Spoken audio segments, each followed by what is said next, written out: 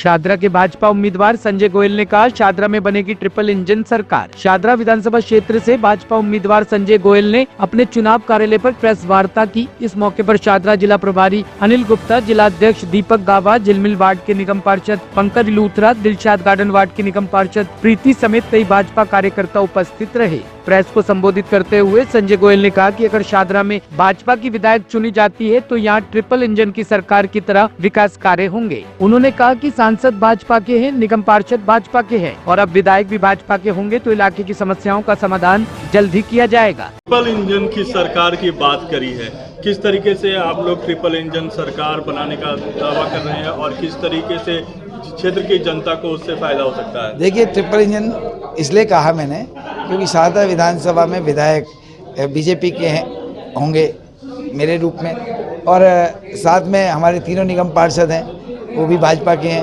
और सांसद भी भाजपा के हैं, तो ट्रिपल इंजन अब ऑटोमेटिक बन गई, इसलिए ट्रिपल इंजन इस बात को कहा है और तो इसलिए हर समस्या का हल हम तीनों मिलकर करेंगे। तो ये इसका मतलब ये था। एक और बात बताते हैं, जिस तरीके से अपने आप को जो आम आदमी पार्टी के उम्मीदवार हैं वो समाज सेवी बना कहकर जो है वोट मांग रहे हैं, आपका भी अपना सामाजिक कार्य रहा है, किस तरीके से आप सामाजिक कार्यों में जुड़े रहे हैं? देखिए, मैं उनके विषय में तो क्या कहूँगा, जनता अपने आप जानती है, क्षेत्रीय जनता बखूबी उनके व्यवहार से जानती है उनका क्या व्यवहार है, कहने की आवश्यकता नहीं है। लेकिन मैं इतना अवश्य जानता हूं कि जनता की सेवा कैसे की जाए, क्योंकि मैं निगम पार्षद रहा 5 साल और 5 साल रहते हुए जनता की जो समस्याएं थी, जो मेरे अधिकार क्षेत्र में एमसीडी के नाते आती थी, वो मैंने 100% सॉल्व की। और साथ में अब जब विधायक बनने के बाद में यहाँ जैसे क्लस्टर से मेरा अधिक जुड़ाव रहा है, क्योंकि सेवा ये कार्य क्लस्टर्स में ज़रूरत भी आवश्यकता रही, तो यहाँ पे जो शौचालय हैं वो सब बदहाल में हैं, सड़कें टूटी पड़ी हैं, डार्क स्पॉट्स हैं, बच्चों के जो कम्युनिटी सेंटर बंद पड़े हैं 10-10 साल से, 15-15 साल से, उन सभी सेंटर्स की रेनोवेशन करके अच्छे से व्यवस्थित तरीके से वहाँ बच्चों की शिक्षा के लिए एक्स्ट्रा क्लासेस लगाई जा सकती हैं, वो भी मेरा प्राथमिकता रहेगी। पीने योग्य पानी सेवा बस्तियों में या कहीं दिल्ली की अपनी शादरा विधानसभा में नहीं आ पा रहा है, तो वो भी हमारा बहुत ज़रूरी रहेगा कि वो पीने योग्य पानी यदि मिलेगा, स्वच्छ जल मिलेगा तो बीमारी भी कम होगी। और साथ में सड़कें जो टूटी पड़ी है, सड़कों में जो गड्ढे हैं, उन गड्ढों को नई सड़कें तो तुरंत नहीं बन सकती, लेकिन हाँ प्राथमिकता तौर पर 15 दिन के अंदर पहले 15 दिन में उन गड्ढों को भरा जा सकता है और जिससे कि बहनों को, माताओं को चलने में दिक्कत नहीं हो, बुजुर्गों को चलने में दिक्कत नहीं हो, साइकिल पे जो बच्चे साइकिलिंग करते हैं उनको दिक्कत नहीं हो और साथ में जो युवा है हमारे मोटरसाइकिल चलाते हैं उनको दिक्कत नहीं हो। ये मेरी प्राथमिकता रहने वाली है।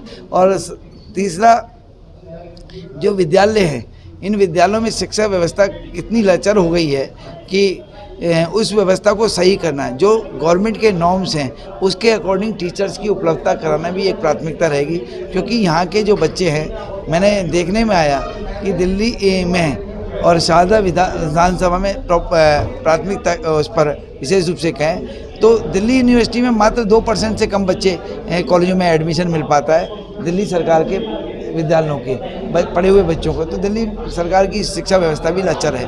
ऐसी यदि हम स्वास्थ्य व्यवस्थाओं की बात करें, मैंने अपनी प्रेस वार्ता में भी आपको पहले बताया था कि हालात सभी हॉस्पिटल्स के बहुत ख़राब हैं। बेसिक क्या है कि मैनेजमेंट ठीक नहीं है।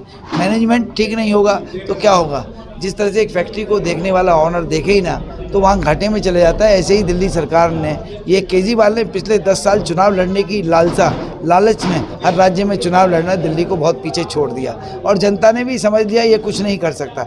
इसीलिए तो आज हमारी देश के अंदर जनता जानती है कि भाजपा ही एक ऐसी पार्टी है जो देश का विकास कर सकती है, राज्यों में विकास कर सकती है। इसीलिए आज 20 राज्यों में हमारी सरकार है और इसी तरह से 21वें राज्य में हमारी सरकार दिल्ली में बनने जा रही है। संजय जी, आप एक इम्पोर्टेंट बात आपने यहाँ पर कही थी कि झुग्गी बस्ती के जो बच्चे हैं उनको पढ़ने के लिए जगह नहीं है, वो छोटी छोटी झुग्गियों में रहते हैं, वो पढ़ नहीं पाते हैं। उसके लिए आपने विशेष तौर से जो कहा है वो क्या है मामला, किस तरीके से वो व्यवस्था करिएगा? अभी हमारे यहाँ जितने कम्युनिटी सेंटर्स बने हुए हैं डूसिव के, क्योंकि ये झुग्गी बस्ती डूसिव के अंडर आती हैं, Delhi urban shelter improvement board के अंतर्गत आती हैं, जो कि दिल्ली सरकार का विभाग है। यहाँ पर कम्युनिटी सेंटर्स हैं वो खाली पड़े हुए हैं बदहाल स्थिति में, और यदि वो कोई लेता भी है तो 2100 रुपये उससे या 3100 रुपये चार्ज मांगा जाता है। उसमें उस चार्ज को निःशुल्क करना। दूसरी बात, जिस दिन वो बुकिंग नहीं है या वहाँ देखना कि फर्स्ट फ्लोर बन सकता है तो फर्स्ट फ्लोर बना के, या जो व्यवस्था है वहाँ लाइब्रेरी उपलब्ध कराना। और कुछ अभी कम्युनिटी सेंटर्स ऐसे हैं जो बने हुए हैं आपके, उन सब में बच्चों की शिक्षा, क्योंकि देश देखिए आज का युवा कल का भविष्य है हमारा, यदि वो शिक्षित होगा तो वो देश को बहुत आगे ले जा सकता है। इसलिए प्राथमिकता ये, कोई यदि इस देश पर, इस दिल्ली पर सभी का समान अधिकार है, चाहे झुग्गी में रहता हो चाहे कोठी में रहता हो, तो झुग्गी में रहने वाले बच्चे का भी समान अधिकार है कि उसको अच्छी व्यवस्थाएं मिलें। यदि वो अच्छी व्यवस्थाएं नहीं मिलेंगी तो वो कैसे वो आगे अपने जीवन को कर सकता है। तो मेरा, क्योंकि मैं सामाजिक जीवन मेरा रहा है, तो मैं बहुत अच्छे से जानता हूँ कि उनकी बेसिक रिक्वायरमेंट्स क्या है। और अभी स्वयं मैं भी एक कंप्यूटर ट्रेनिंग सेंटर चलाता हूँ, इस समय निःशुल्क चला रहा हूँ मैं उसमें, क्योंकि जो बच्चों को कंप्यूटर शिक्षा नहीं मिल पाती है। तो हमने प्लान किया है कि अपनी इस विधानसभा में तो मैं विशेष रूप से इस कार्य करूंगा। कोई बच्चा ऐसा नहीं होगा जिसको कंप्यूटर नहीं आए, उसको जो 10वीं का है 12वीं का है उसको 100% शिक्षित करके उसको नौकरी के लिए एक बना देंगे, जिससे कि उसको अच्छी नौकरी मिल पाए। टॉप स्टोरी ब्यूरो के लिए दिल्ली से रवि डालमिया की रिपोर्ट।